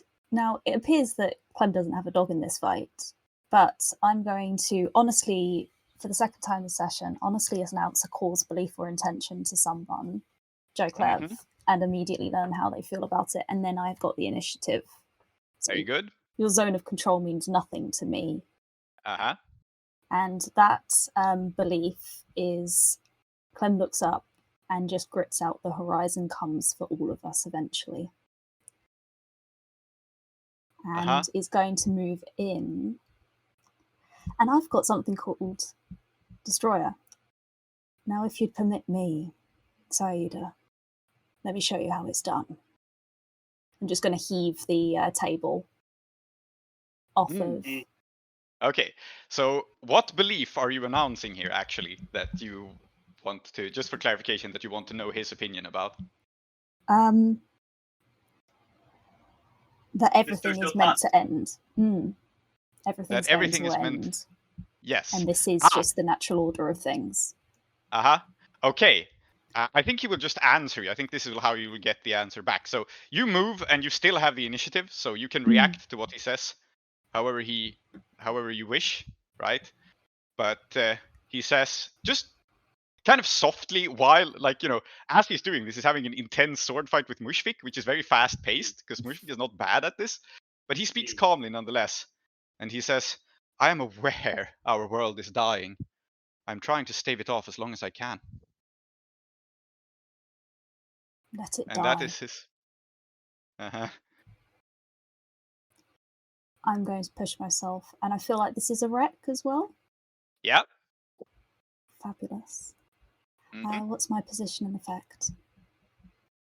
Your position, Well, you're destroying the table and you're using destroyers, so I suppose you have standard effect. You can hurl the table into the fire, even though people are fighting on it. Hmm. And of course, both Mushfiq and Klev are like nimble-footed enough that this won't really affect them. It's like the, cartoon effect of the ground disappears between their feet and they keep fighting for a little bit before they even realize and then fall down on solid ground.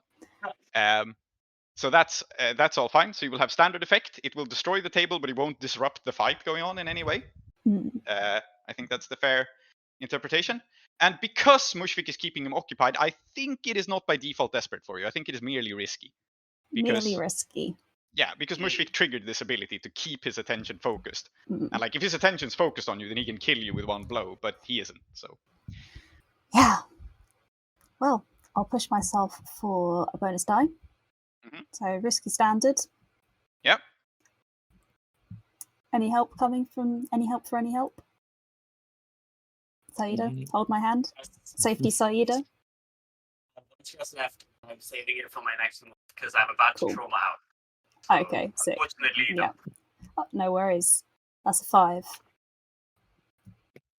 Okay, it's a 5. So, it is not desperate in the sense that you do not take a lethal harm here, but nor is it very good for you. He splits your shield in half. He was aiming for you, but he's a good enough swordsman that he can do that. This does not mean that your shield is irreparably destroyed. It's split in half. You can presumably repair it, but you lose it for this fight, and it will be a long-term project to fix it, unless you resist this. very good. I think I'm going to resist that. Yeah, makes sense. It's my classic merchandisable weapon. Can't be unless we have so the many Yeah. Rasagula on it. unless we have the Clem 2 shield variant.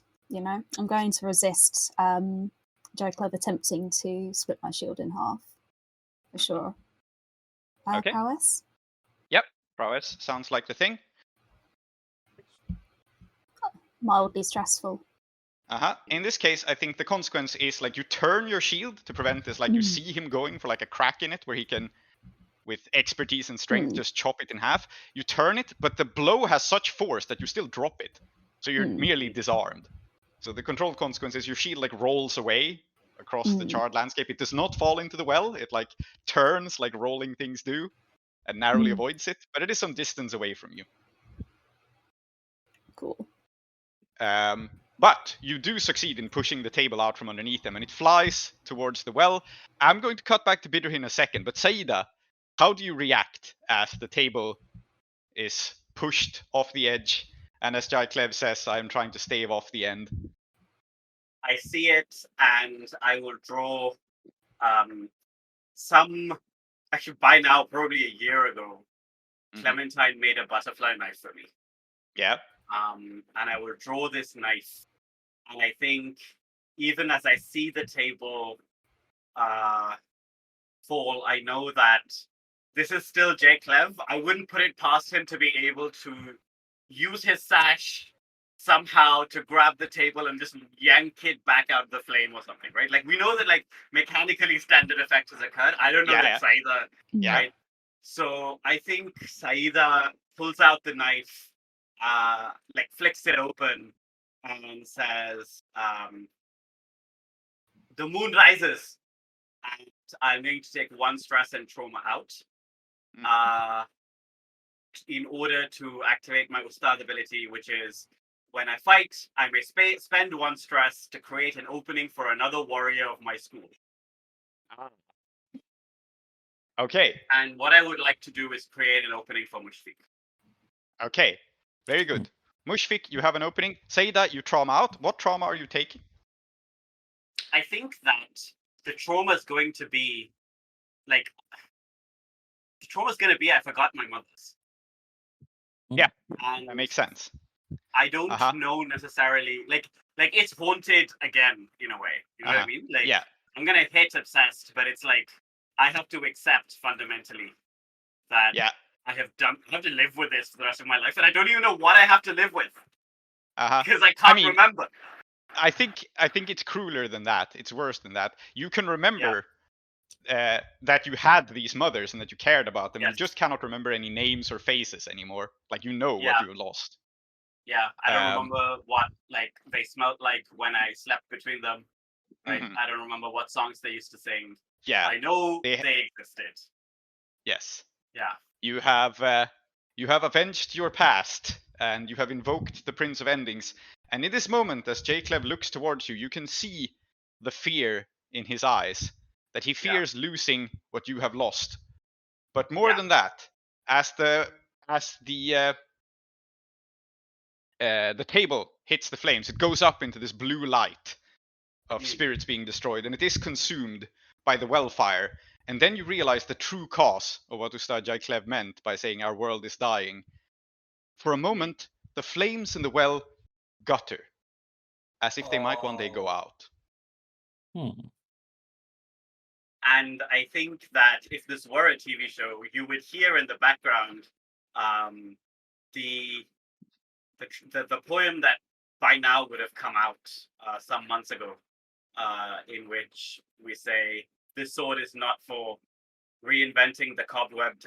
It's not for reinventing cobwebbed ideas. It is for uprooting the rotting tree of society." And she's convinced that that is why she's doing it. It's if the well goes out, we'll make something new, but we cannot do it until this is ended, right? And I guess now we can cut to Bidrohi. Yeah. Okay. Bidrohi. Hello. Yes, you are in a conversation with this gentleman. You have made Mhm. your way through the main course and through some of the sides. Mhm. And I think he is in no particular hurry. So he said yes to these things about the hive. And he is wondering, like, should we order dessert or... Hey man, if you're paying, Yes, I just wondered if you wanted to talk business before dessert and we can focus on more pleasant things, or... I don't know if you're the sort of fellow who wishes to take his sweets alone or mix them with a little bit of bitterness, you know? no man, we got plenty of time, don't we? What else is there to do day by day? We can have the desserts, take it leisurely. You're quite right. Very well then. He rings a little bell, Hmm. and Oh my god, he's got a little bell. yeah, he's Bidrohi, got a you need to little get bell. a little bell so you can summon Samson whenever you like. I'm going to get Uh-huh. a big bell actually. That's Yes. that's my vibe. Uh-huh. So, dessert is served forth, Mm-hmm. and I think that it is some sort of saffron rice pudding. Mm-hmm. Oh, It is made with Ketrasi rice, of course, Of course. with the taste of home. Uh-huh. Deep water rice, of course. Mm-hmm. Yep. And he sighs and he says, "I admit, it's purely chance that brought us together. I had no idea a person like you would come here. But you know me, I know you. A lot of history between us, even though we've never met. And a lot of mutual interest, too. It's strange how the world works, really, isn't it?" Well, eventually I think things like that would mean that we would meet. I heard you left town, but I never really thought that it'd be a permanent thing. You know? No, neither did I. I love this city too much. Truthfully, I do. On this, we are aligned. And maybe on other things as well. I can imagine. Mm. So, You know, yeah, no, he lets you speak. yeah. I think I was just going to say, you know, there's like a school of thought that would say that like my stance on you should be that you are one of my mortal enemies and that I should, I don't know, run you through as soon as I can or something like that. And I mean, it's not entirely wrong, but it's more like I've got so many different mortal enemies, you know, that I gotta like rank them up. And as far as I'm concerned, the mortal enemies that are like not so mortal, maybe I could consider being friends with them. I'm truly sorry about what happened. It was more misfortune than anything else, but I do take responsibility for my part in it. And if there's anything I can do to apologize, I will. All right, cool. Let's bear that one in mind. But you were going to say something, sir. Yes, about the hive. They they're making it rather difficult for me to return to town, I'm afraid, and what you did was, frankly, a godsend. They're distracted now. I'm very pleased with that. But they're not too happy with you. You know that, right? Part of the point, but yes. So, if I were to tell you where their best and most capable fighter is, and when he has his guard down, would you take the opportunity? I'm sorry, I would need him dead, or that would be the ideal outcome for me, but I imagine you would not mind either, seeing as the gentleman is almost certainly going to try to kill you. Saturman, the mercenary captain, you know him? I heard stories. And Bidrohi is kind of like stroking his chin. And he's just thinking. But as I said about the whole like big list of mortal enemies, yeah, any kind of like thing I do against the hive, that'd be largely from the perspective of like, I don't know, a preemptive strike, or because it can still happen this way, right? That they do that, I don't address the problem in time, and then they do something, and then I have to go kill this other one in revenge of something, right? That's the thing. Like, I am really like pressed for time, right? And I don't know how much you're keeping up with like what's going on with the sword school, but like my friends, they don't have like they would consider my interests, to be very prosaic. They're all about like very arcane um yeah, their motivations are very arcane and strange. They would consider what I'm interested in prosaic, which means that if I want to get things done, it's difficult, So thinking about this Saturman person. I mean, first, let me tell Mhm. you, I entirely sympathize. Yeah. I find that there are far too few pragmatists and too many ideologues in the city. And very often I find myself quite frustrated by people getting invested into gods and demons where I'm just trying to get a decent meal for myself and my friends, That's You're this. succeeding, sir, with flying colors. I raise my Uh, glass. yeah, yeah. He gestures at it in front of him and he says, "This, to me, is success. I don't know about you, but well, if there are other people troubling you first, maybe our interests align in other ways. Who am I to say? But I do know that it's a very awful thing to have to go to war over revenge. I try to avoid that sort of thing. Very nasty business." Fully agree. I have. How about perhaps we can make an arrangement. Yes, our interests are aligned. Saturman is someone that I would want to deal with, and you can help me with that. And Saturman is someone that you would want me to deal with. Perhaps we can expedite this dealing with Saturman in the interests of other agreements of like mutual support. For example, sir, I think you fully would understand that I would not want the Ketrasi people to be embroiled in anything that might see them exploited and involved in the drug trades and other sorts of like clandestine activities beyond what may be necessary for our organization to flourish. So basically, this is me stepping a little bit out of character to say that I am suggesting to him that like the stuff that he did before, he can't do that again. Yeah, And that if he has like any actual interest with the Kretrisi, then he should be upfront about that, and we can see if they benefit us, and if they're like morally appropriate. And I think Bidrohi then adds, because I am very much a pragmatist, but I am also an idealist. I think that may be, I've just met you, sir. I'm not going to make assumptions about you, but that may be something that is different between us. I am not purely a businessman. For me, like the pragmatic stuff is in the pursuit of an ideology. I see. Well, thank you for being so frank with me. You don't have to call me sir, please. You know my name. Call me Munna. My friends do.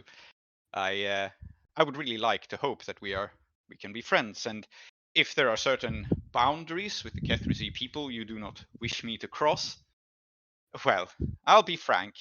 Last time I did not realize that some criminal activities were unsuitable and others were not. That's my mistake. I didn't know your people that well. I didn't know your culture and your social mores. I would be happy to learn what is and isn't all right with them. But certainly, there are sides to the business they don't want to get involved with, such as the hive's drug trade. Yes? Absolutely. People who are starving, if you give them drugs, of course they're going to take drugs. It makes them forget about the whole starving thing. But it's better to give them, eggplant. Yes. Well, it does seem fitting, doesn't it? Your people come from the breadbasket of the continent. Why should they be the ones starving? I think I can arrange things with the food market more in your favor. Play the cards that way. Get your people some jobs in shipping and logistics. He says, smiling sweetly. That would slightly fuck over our friends in the Scotland community as well, right? Oh, I'm afraid not everyone can work in shipping and logistics. It would be a strange economy if we could. And what are you asking in return for this? Is this your price for us expediting our involvement with Saturman? Or is it something else? Oh, please. No, I'm not asking for anything in return. I'm genuinely looking for ways in which we can collaborate. But, Mm. of course, the hive is going to be a thorn in our sides. Both of us. Let's just be frank about that. I would like to see them driven out and no longer a thorn in our sides. And so, if I get your people some jobs, well, if you can put in some more muscle, that's really in your interest because the hive is going to try to sabotage my operations. What can you tell me about that Annexis guy who runs Majesty Bank and his involvement with the Hive? And you understand exactly why I'm asking this. Yes. Now you're making an action roll though, because now before you were like poking in like Bundervest politics, which frankly to him is like whatever. It doesn't matter to me who I give the nice warehouse jobs.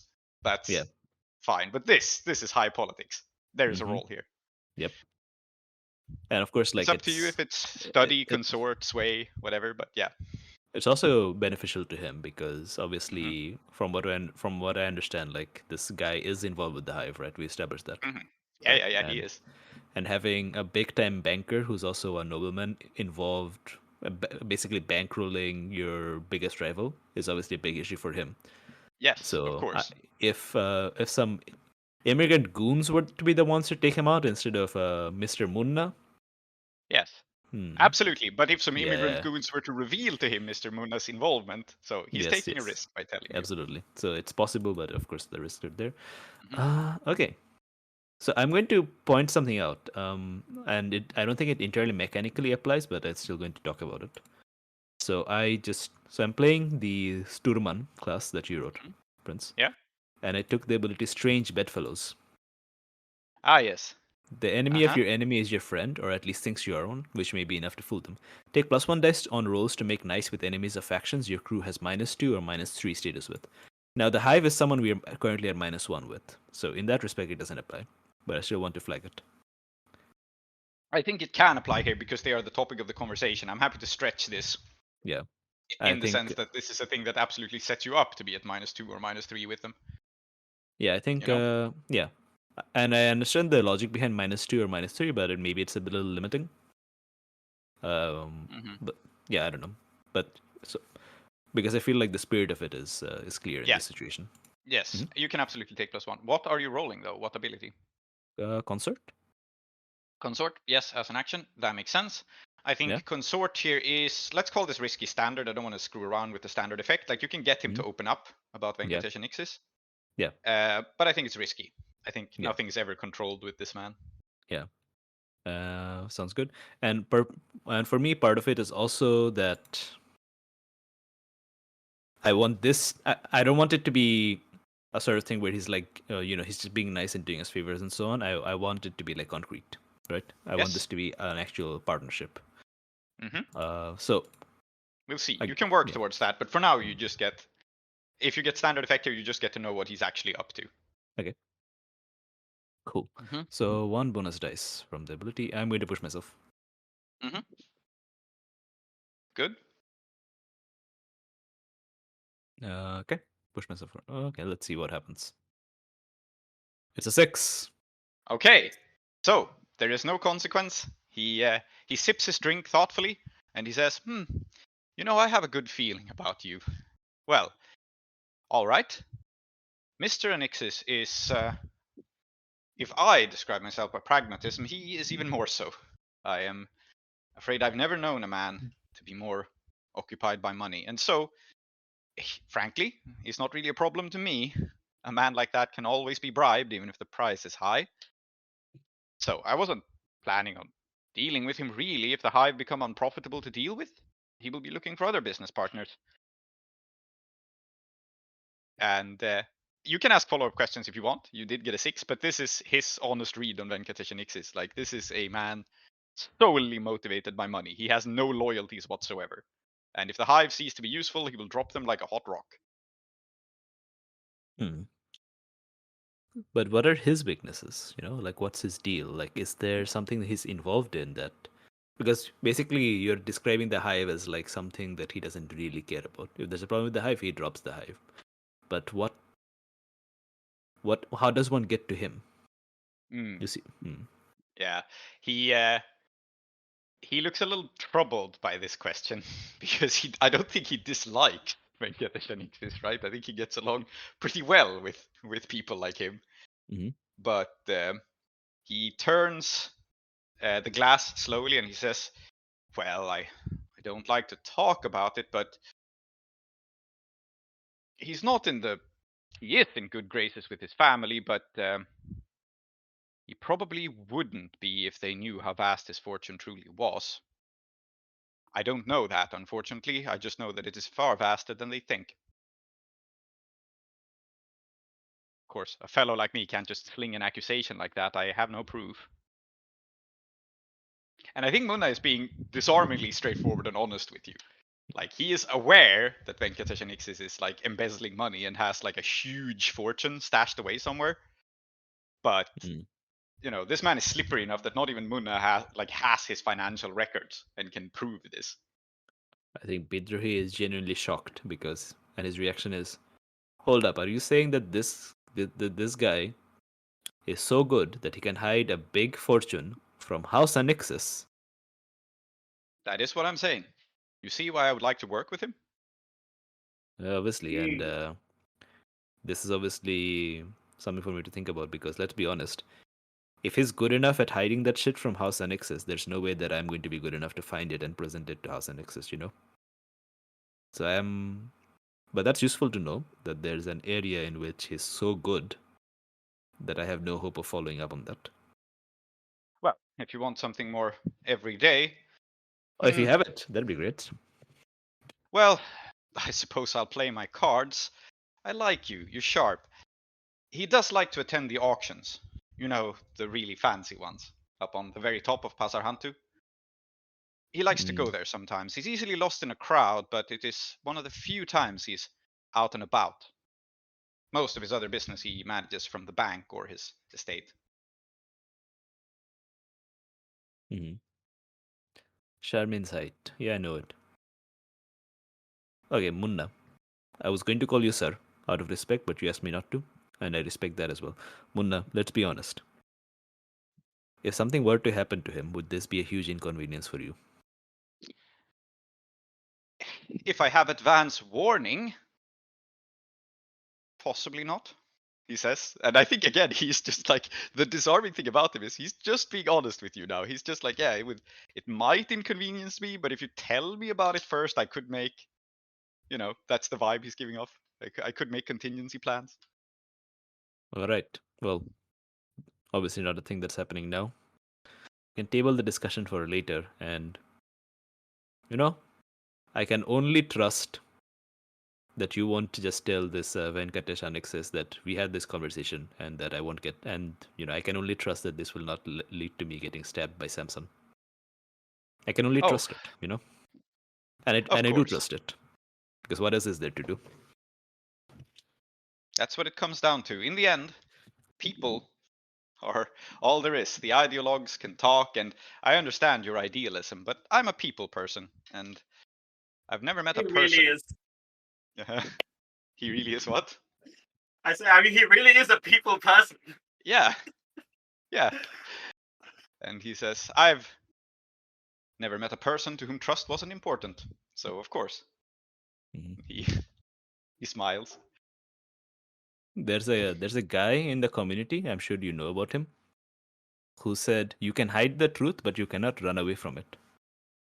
Mm, I don't know what that means, but I feel like it's appropriate in this situation. certainly. Well, I don't know the speaker personally, but they're wise and fine words. A toast to the orator. He raises his glass. And I think Okay. we'll cut back there as you Yes. toast with Munna. Very good. Mm-hmm.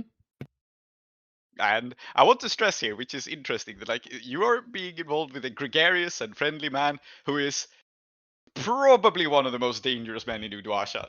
Like Munna is probably on par with Jai Klev. So Mhm. We need Yeah. dangerous dudes to be on our side so that we can fight the other dangerous dudes. Correct. yes. You will also note that Munna's goal in the last campaign was to bring the Kethrisi under his thumb, and he has now made significant progress towards this. He Actually, Yes. really has, actually. Yeah, So- But you're so right. long as it's, I mean- but it has to be. Basically, we are under many people's thumbs. Right. Yes, and you're This is- working with him, not for him, right? Yeah, I was gonna say this is the same shit as Dilesh's brother. It's really important that we use the right Yeah. preposition. The important thing is when you have enough people whose thumbs you're under, they're going to start like as soon as they start like trying to jab their thumbs onto you, they're going to start hitting Yep. each other. Yeah, they'll get into a This is what they call a fight thumb with war. thumb war. Yeah. Okay, speaking of wars, Mushfiq, you have an opportunity. Saeeda has distracted Jai Clem for a moment as the fire seems to spark and gutter far below you. And you have an Hmm. opening. Yeah. I think what we will try to do is I've had a very silly idea, but it's too silly for a serious fight like this. I'll save it Well, for is later. Is it banana related? Because if so, No, it's not. It's not. That I'm shocked. It must be horrible for you to see that. Well, I mean, I think Jai Klev deserves a bit more dignity than what I thought of. Mhm. But anyway, yeah, I want to try to disarm him. I think, which is like if he's Okay. distracted for a bit. Hopefully, I think what's going to happen is I want to bait like strike, and if he's distracted, hopefully it won't be as precise, and try to catch the blade like in sort of like the gaps of like the prosthetic arm, right? And then like then use the friction to try and pull out his sword from him. okay, so Yeah. I will give you two ways for how you can handle this mechanically. Either you can work on the clock to defeat him, in which Yeah. case, even if you succeed, you will not disarm him. Mhm. And if you go with this, you will have great effect because Saeeda set you up. So in that case, Yeah. it will be 3 ticks to the clock to defeat him. Or Yeah, you okay. can just try to disarm him and have him be disarmed, in which case you start at desperate 0. It's possible, but you will initially have 0 effect. No, I mean the other one just seems better. Yeah, let's try to. I'll just try to defeat him and get 3 ticks on the clock. Yeah, fair enough. Like Yeah. I'm not pulling my punches. This guy's dangerous. So Yeah. you know, just disarming him is very hard. Setting him up in a position where you might be able to disarm him, that's 3 ticks on a clock if you Okay. do that. So Yeah. So it's desperate great. Ooh, desperate. Great. Mesh. Yeah, that should be enough. No, it was not enough. It was a 2, Oh, 1, you rolled and a 2, a 1, and a 2. I didn't even have time to think of a devil's bargain. Oh no. Well, Mushfiq, I'm going to miss you. Well, what happens then? You try to catch the blade in your prosthetic arm, and instead he cuts it off and hurls it into the fire. No, It's not an asset to him anymore. Apparently, he can't command it. Alright. So, Yeah, I think I'm gonna have to resist that. uh-huh. My new friends. Yes. Yeah. Uh-huh. They betrayed him, you see. So, Yeah. All right. Once betrayer, always Oh, betrayer. phew. All right. I actually got a critical on my Okay, so you Yeah. That recover somehow a relieves stress. one's stress. Yes. Yeah. Uh-huh. All right. So it's up to you how we frame this. We can frame this as a level 2 harm, or we can frame this as him disabling your prosthetic arm. For now, it's I up to think you. It's kind of like, do you block it with the arm and it breaks, or do you just take a level 2 harm? Yeah. I'm just gonna Well, I think it makes sense for the prosthetic to break, considering what I was gonna do. Yeah. Yeah. Okay. So no more chakram throwing or hook shotting Yeah. around.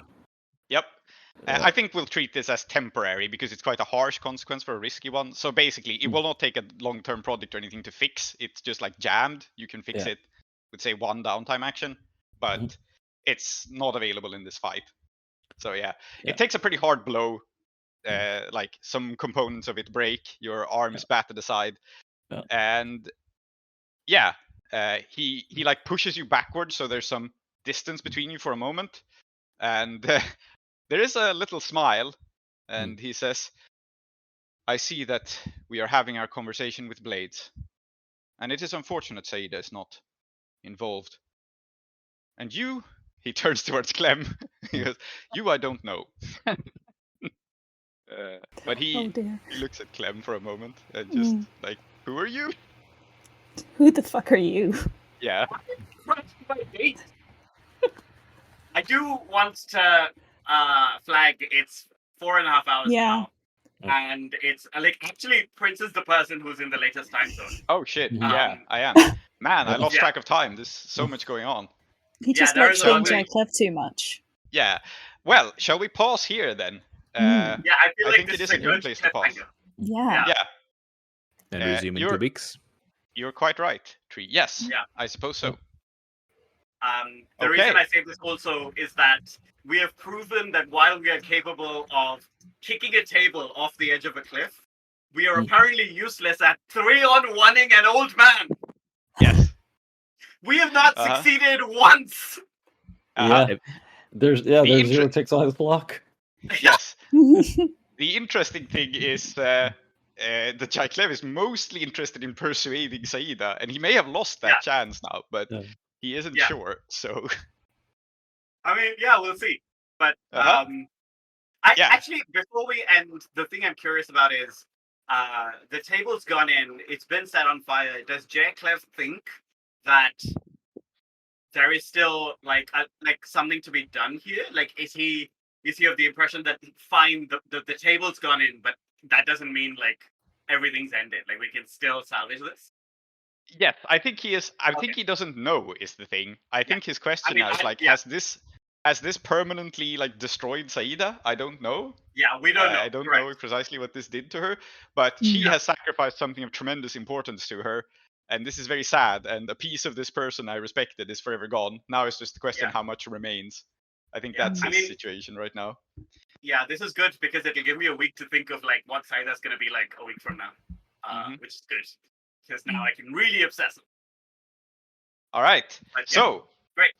we will wrap it here, and we will do XP even though we're in the middle of a fight because that is how the game works. And to those of you who follow us on Patreon, we will be doing XP right now. And to those who don't, we look forward to having you with us next time. And yeah, it's cliffhanger. It It'll costs be- $1. It costs $1, yes. But anyway, it's a cliffhanger. We will see you next week, and you will have to wait to see the fight between Ustad Klev and the Rising Moon Sword School resolved. And so will we. We will also have to wait. Yes. So, there is that. Let's find out. Okay. Goodbye. Here close the doors to the House of Endings. Those who dwell within are Zoheb, called Klow, Aadiyat, called Zoheb, Symmetry, called Tree, and Salty. I have been Prince, your host. Our city of Uduasha is based on Blades in the Dark by John Harper and Evil Hat Productions, with special thanks to Johnstone Metzger.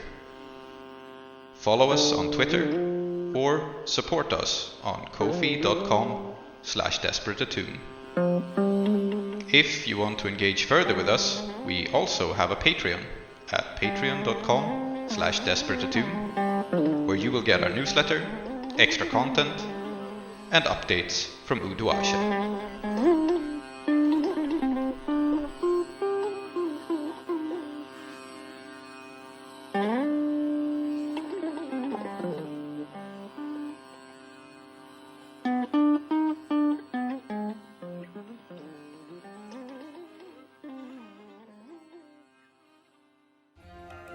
Next time on Desperate Attune.